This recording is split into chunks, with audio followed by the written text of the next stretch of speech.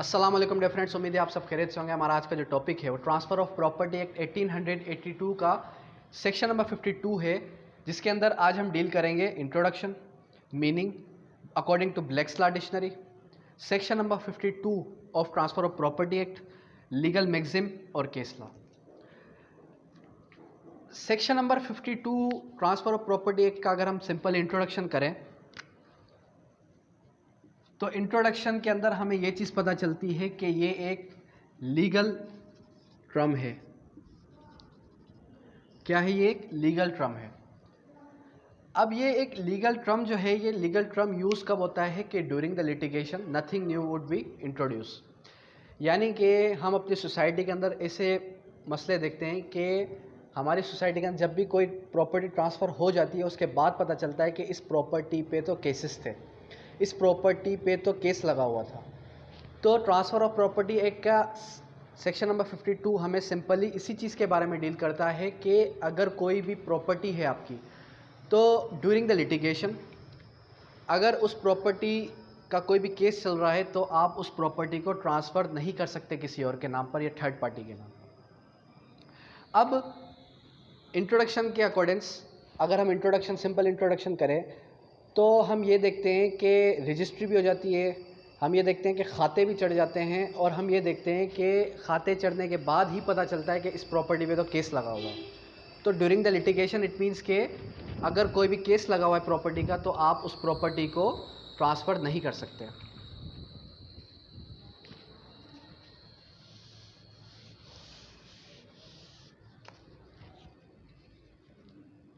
अब हम आते हैं मीनिंग की तरफ। ये जो लिस पेंडिस वर्ड है, ये lis pendens word simplified simply two terminologies से निकला है, एक है लिस, एक है पेंडेंस। लिस मीन्स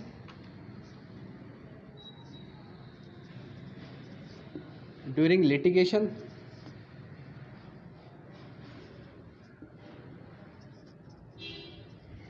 और काज ऑफ एक्शन,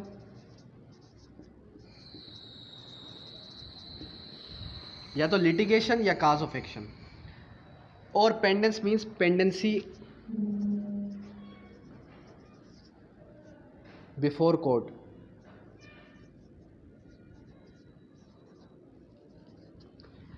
सिंपली अगर हम कहें कि ये लिस पेंडिस जो वर्ड है, ये lis pendens word to word से निकला है, एक है लिस और एक है pendens. Lis means cause of action और पेंडेंस मीन्स के पेंडेंसी बिफोर कोर्ट या पेंडेंसी। पेंडेंस मीन्स के pendency.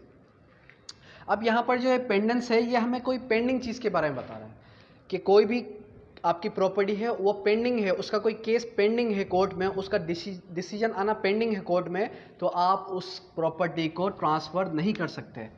That cannot be transferred। Simply अगर हम कहें कि एक प्रॉपर्टी है, अब वो प्रॉपर्टी मैं किसी से परचेस करने जाता हूँ, तो मुझे पता चलता है कि इस प्रॉपर्टी पे कोई केस लगा हुआ है, तो सिंपली मैं अगर मैं कहूँ तो वो प्रॉपर्टी वो मुझे ट्रांसफ़र नहीं कर सकता। अब अगर हम इसके बाद ब्लैक्स लॉ को देखें कि ब्लैक्स लॉ क्या कहता है। अब ब्लैक्स लॉ सिंपली हमें डिफ़ाइन करता है लिस पेंडेंस को, उसकी सिंपल एक डेफिनेशन है। अब ब्लैक्स लॉ की जो डेफिनेशन है वो बहुत ही सिंपल डेफिनेशन है, जो हमें डिफ़ाइन करती है according to Black's law.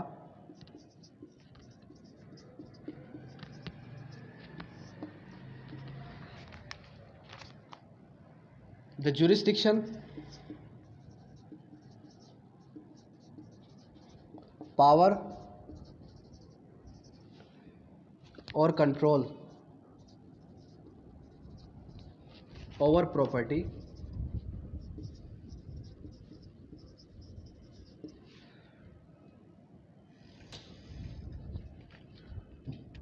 procured by court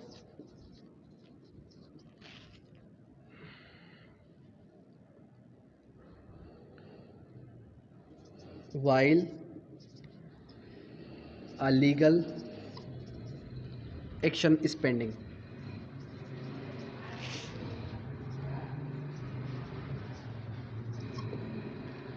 अब ब्लैक्स लॉ हमें कहता है कि जुरिस्डिक्शन है, पावर है या कंट्रोल है किसी भी प्रॉपर्टी का over property procured by court, जो कि कोर्ट के थ्रू प्रोक्योर्ड है और जिसका लीगल एक्शन पेंडिंग है। इट मीन्स कि लीगली वो प्रॉपर्टी का एक्शन जो है पेंडिंग है, तो उस प्रॉपर्टी को आप ट्रांसफ़र नहीं कर सकते, उसको हम कहते हैं लिस पेंडेंस।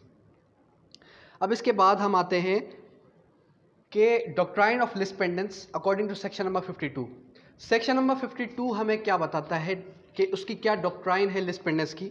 तो सेक्शन नंबर 52 कहता है कि during the pendency in any court of Pakistan, आपकी प्रॉपर्टी पाकिस्तान में है, आपकी प्रॉपर्टी से रिलेटेड कोई भी मैटर चल रहा है किसी भी कोर्ट में, एनी कोर्ट, इट मीन्स कि किसी भी कोर्ट में, और establish beyond the limits of Pakistan, या बाहर चल रहा है जैसे कि फेडरल गवर्नमेंट में चलते हैं cases, which is not exclusive and which is the right immovable property is directly और specifically in question. It means के वो क्वेश्चन में पेंडिंग है, इट मीन्स के उसका केस, उसका डिसीजन, उसका जो है वर्डिक्ट आना भी पेंडिंग है।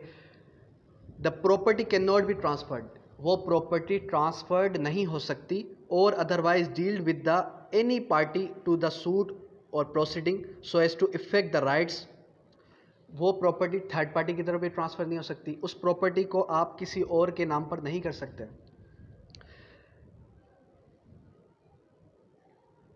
of any other party thereof under any decree or order which may be made except under the authority of the court so its terms and condition। अब सेक्शन नंबर 52 हमें simply इसकी definition ही define करता है। Section number 52 भी हमें वही चीज़ define करता है जो हम मीनिंग के अंदर और इंट्रोडक्शन के अंदर पढ़ के आ चुके हैं। अब आते हैं एक लीगल मैक्सिम है। ये जो लिस पेंडेंस वर्ड है, ये लिस पेंडेंस वर्ड डाइवर्ट हुआ है, निकला है एक लीगल मैक्सिम से। ये वैसे भी एक लीगल टर्म ही है, लेकिन ये एक लीगल मैक्सिम से डाइवर्ट हुआ है, जो कि लीगल मैक्सिम क्या है वो भी आप नोट डाउन कर लें। वो लीगल मैक्सिम हमें बताता है पेंडेंटी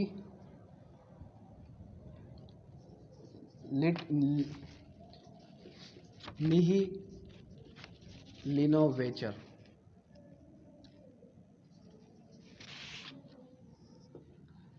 पेंडेंस, लिस पेंडेंस जो है वो एक लीगल मैक्सिम से निकला है, पेंडेंटी लाइट निही लिनोवेचर। अब इसकी मीनिंग क्या है? इसकी मीनिंग हमें सिंपली यही बताती है कि during litigation nothing new would be introduce. इसकी मीनिंग क्या हमें बताती है? ड्यूरिंग लिटिगेशन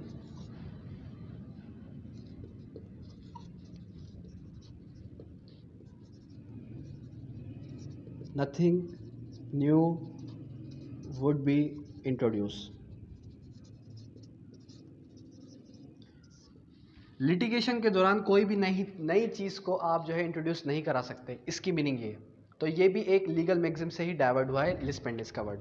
अब आते हैं केस लॉ की तरफ कि केस लॉ ये बहुत ही इंपॉर्टेंट केस लॉ है for lis pendens, for the examination point of view, जो कहता है कि एक केस है गुलाम रसूल वर्सेस मोहम्मद लतीफ़ का 1986 का CLC पेज नंबर 2830 का। वो हमें कहता है कि the rule of lis pendens would be applicable to preemption where vendee improves his status after period of litigation otherwise than through inheritance of succession.